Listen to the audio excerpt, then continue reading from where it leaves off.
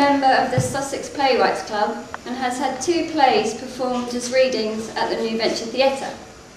The Unsuitable in 2001 and Sunny Days in 2006. More recently, he's been editing films and videos for his YouTube site, Cine Miniatures. He is also toying with a couple more plays rather slowly. And Peter's story, Small Money, will be read tonight by Alistair Lock.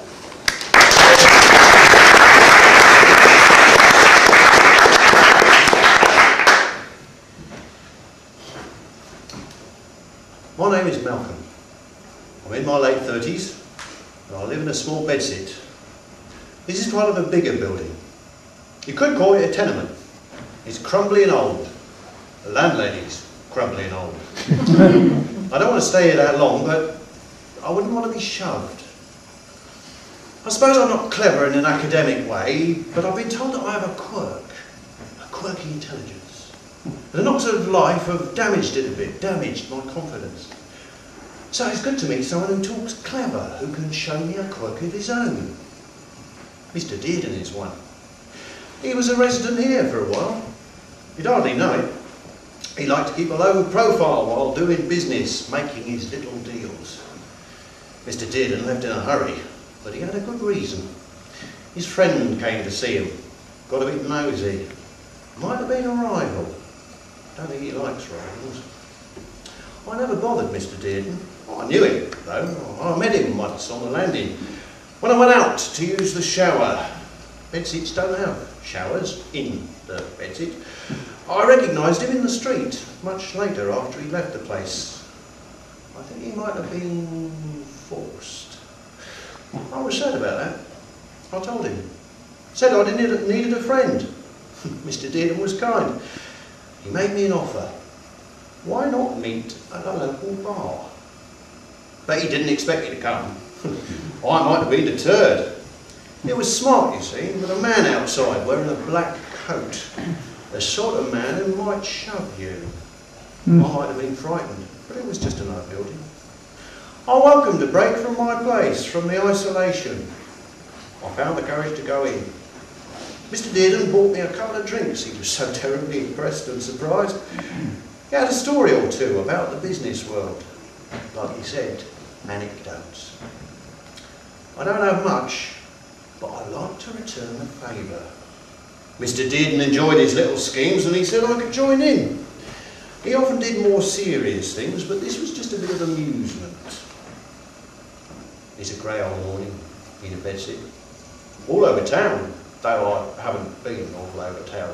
We'll soon know. Got to plod the streets, all Mr. Dearden's plan. I've had a shave anyway. Now it's breakfast.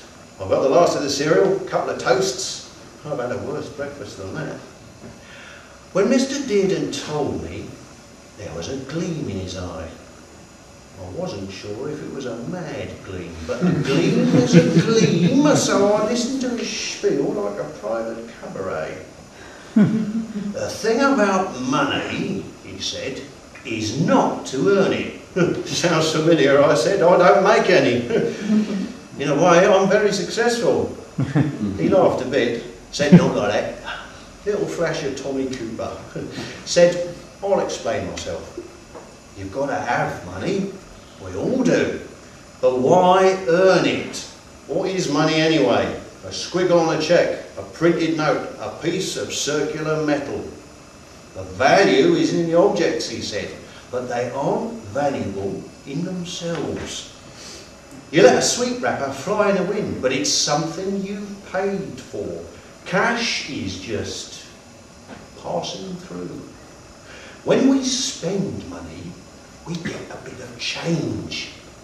As the change gets smaller, so does the Queen. She smiles on a £50, smiles on a 20. The lady's still there on a penny. Queen all she surveys, I reckon. Tiny flat earth with her head on. It's like the atoms of your body. Every particle has a role, however small. They all matter in the end. That's what Mr. Dearden told me over a drink. He encouraged me to listen. The bar was quiet, just another guy. Might have heard a few words. He had a weird logic, Mr. Dearden.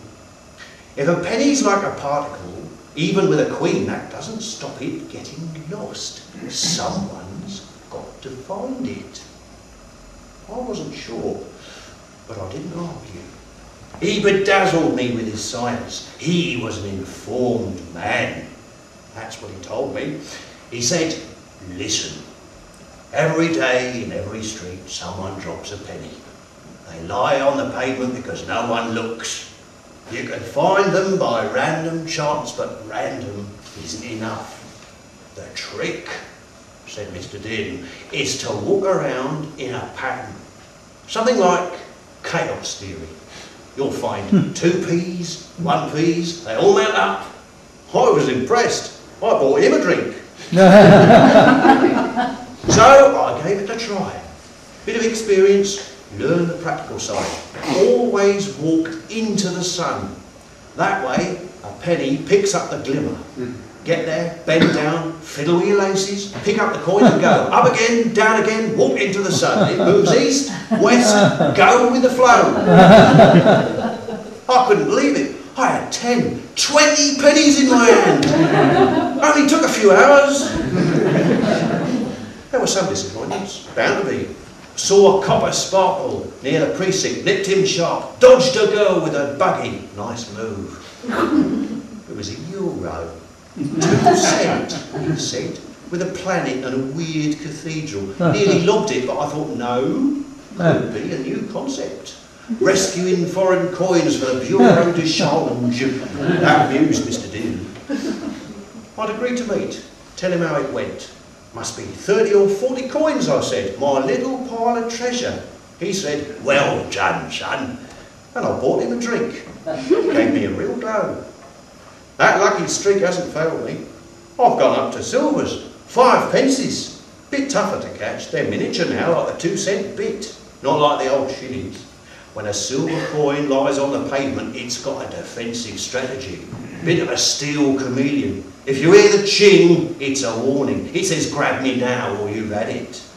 A silver coin merges. It's a grey circle on the ground with all the other grey circles. Chewing gum. The times I've gone down certain and grabbed a disgusting blob. Hard and dry, yeah. But think of the mouth. Someone spat that out. Gum at bus stops, taxi ranks where the loose change lurks. One day was particularly sordid. I was crawling around like an animal because I'd heard this ching. Crumbs, I thought. Where is he? The bloke thought I was having a fit. I sneered. He got on the bus. Could only manage half for Mr. Dearden that night. Usual bar, same crowd. He cheered me up with a cracking joke all about the old half-pennies. They'd been scrapped, he'd said, so I couldn't find them. They were half-baked or something, half-hearted. I couldn't think of the punchline. Maybe a pound half-wit.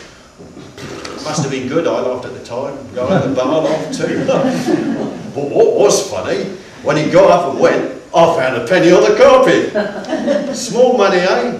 My money. Wonder if he'd laugh at that. It's grey outside, grim. But I've got a procedure, can't mess around.